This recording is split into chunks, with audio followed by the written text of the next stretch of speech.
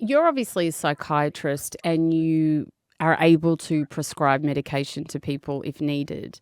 And I want to know your thoughts on medication for people's minds. And, I know in the wellness world, there's a lot of stigma around, using antidepressants or anti-anxiety medication or whatever it is. What are your thoughts on that? And what situations, and I know it's all obviously very personal to the person and their problem, but what situations is it that, no one, like you can do a lot of this work, but there is a aspect of medication that is needed as well? Right, right. So as with any powerful tool, like the tool of fantasy, right, medications can do an immense amount of good and an immense amount of bad. And there's a tendency in the modern world, certainly in the United States, and I think in many other places as well, to overutilize medicines, Yeah. right? Because utilizing medicines is less expensive than utilizing people. Mhm. So instead of working through why is that person depressed, just take a symptom inventory and give them an antidepressant, right? This is the field of medicine or the field of mental health betraying the people it's supposed to serve.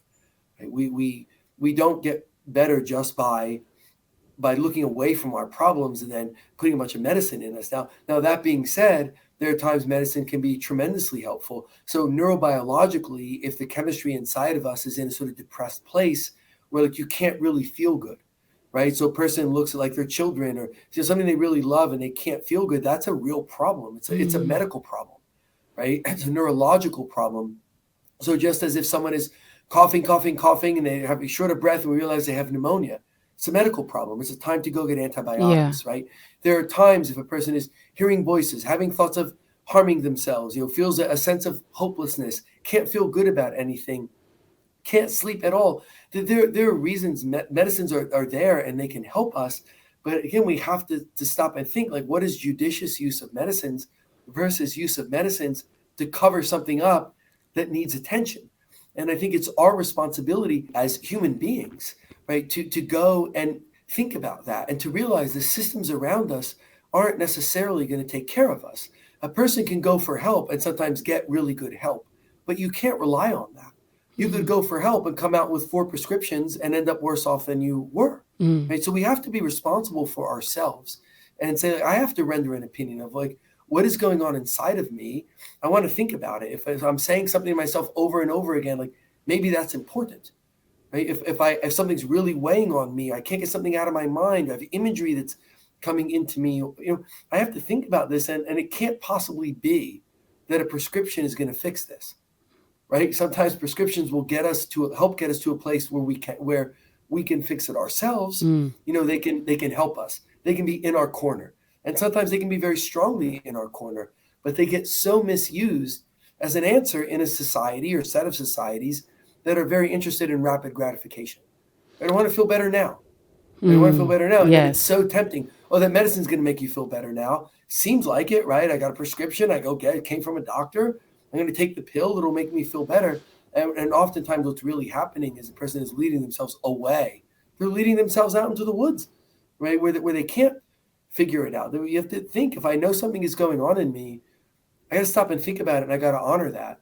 Whether it's journaling about it, talking with someone, going to get help and like really not accepting something that's not help, that's just a symptom inventory and reflexive prescription. So without doubt, medicines can help people. I mean, absolutely. As someone who is hearing voices and then isn't when the Of medicine is course. on board, right? As someone who is so depressed, they love their children, but they can't feel anything good and they're having suicidal thoughts, and medicine has helped them, right? Medicine can do a lot of good, but it can do a lot of bad. And it's not just through the side effects it can create, it's through what we don't do if Mm. we're taking the medicine that we don't then, it's going to be a substitute for looking at ourselves. So Mm. that's how it does the most harm, is it misleads us. The answer is over here when the answer is not. The answer is in the place where in some sense it obviously is. It's in what's going on inside of us, right? Mm. If I've had a thought going on in my head that's negative, 10,000 times, like how is that not relevant? Yes. Right? So some of it is just going to the common sense of what's going on inside of me. And if I'm going to go for help, I'm not going to accept something that runs very clearly Mm. countercurrent to that. And that's what the systems around us, the healthcare systems in mental health, very, very, very often do. And there are many, many good people. I don't mean to, I'm not saying people in mental health are by and large not competent. Absolutely not. You know, there are great people doing all the things there are for human beings to do, but humans being human, that's not the baseline standard is not always at the best, right? Yes. And then systems are not people. You know, systems can act very differently from people. Like, for example, cost containment, which means let's slash the therapy and prescribe more of these medicines and pick the ones that are less expensive. Like, you know, this is not okay. And if we think the systems are going to look out for us, then we're mistaken. Every now and then we might be correct, or someone in the system might look out for us. So we have to be responsible for looking out for ourselves, which Yes. certainly means I have to stop and think about myself.